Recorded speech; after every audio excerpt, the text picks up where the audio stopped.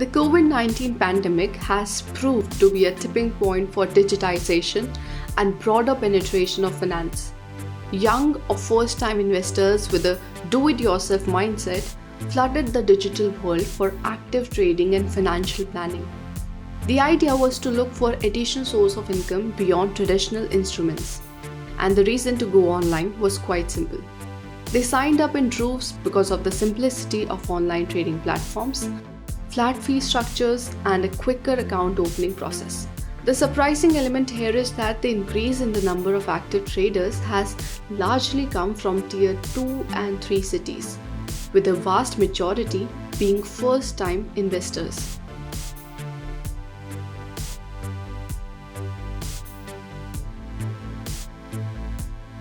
In fact, the top 5 digital-only brokers have cornered more than half of the industry's active client base, signifying a seismic shift in the pecking order among domestic brokerages.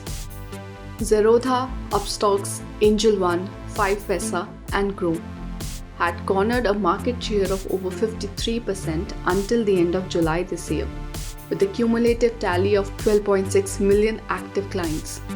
This figure stood at 17% at the end of FY19, and these digital brokers have actually put a stamp on their authority in the segment, with the share of top 5 traditional brokers sliding to 22% from 33% during the same period of FY19.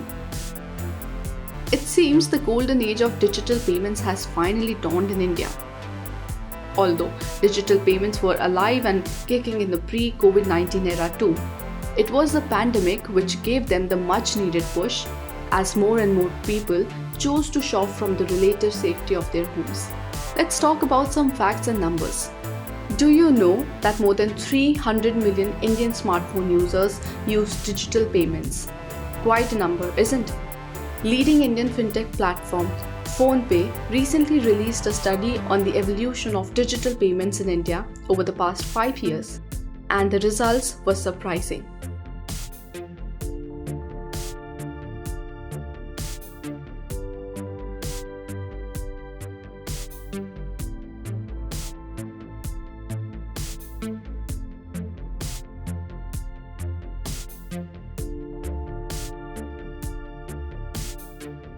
By now, you must have realized the level of the emergence of the digital world in India.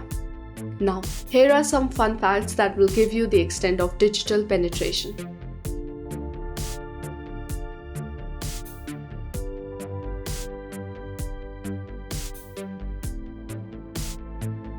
Almost all the trends suggest that the younger generation is entering the financial sector through digital mode. But it's not just for investment and trading. They are in fact also driving the personal loan market. Credit bureau CRIF Highmark has come out with a study titled How India Lends. The interesting assessment here is that youngsters below 25 years of age are driving the personal loan market, availing of short-term low-value credit, and they are taking these loans for purchasing bikes or consumer durables.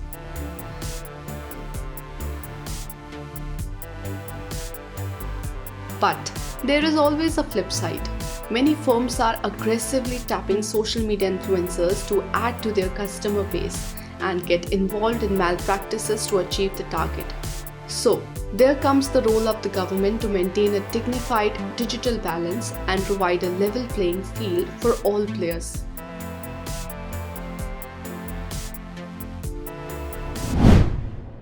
If you like this video, share it and subscribe to Business Standard. For more news, views and insights, log on to www.business-standard.com. Do also follow us on YouTube, Twitter, Facebook, Instagram, Telegram and LinkedIn.